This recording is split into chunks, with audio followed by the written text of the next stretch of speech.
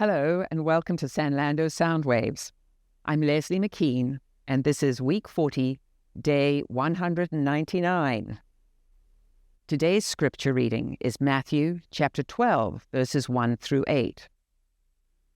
Jesus is Lord of the Sabbath.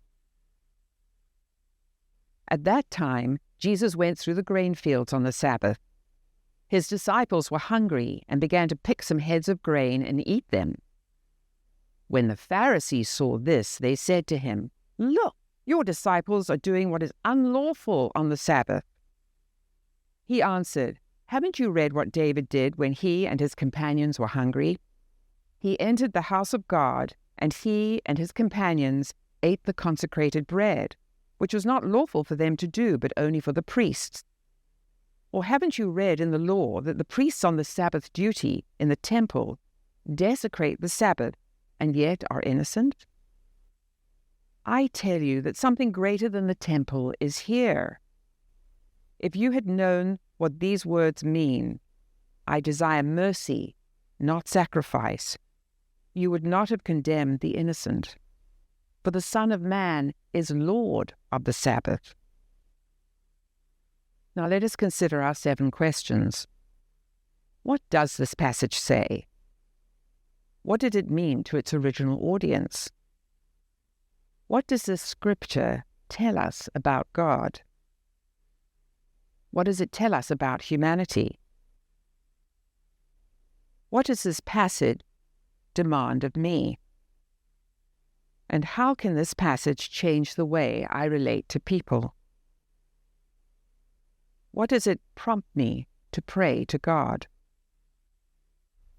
Now let us look at today's devotion, which can be found on page 219 of our book, 7 Arrows. There is another way that Jesus showed the world he was God.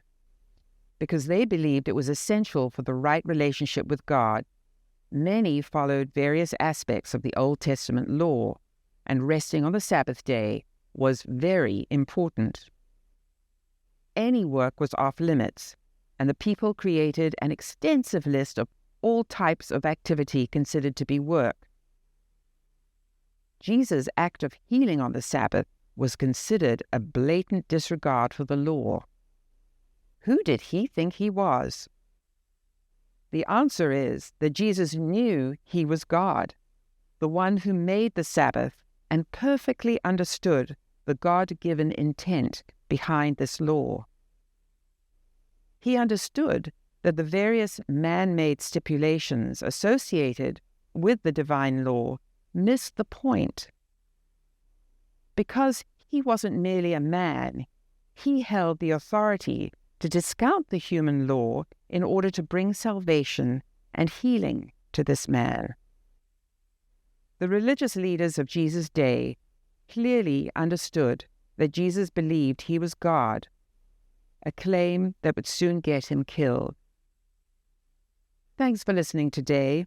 We hope you tune in tomorrow.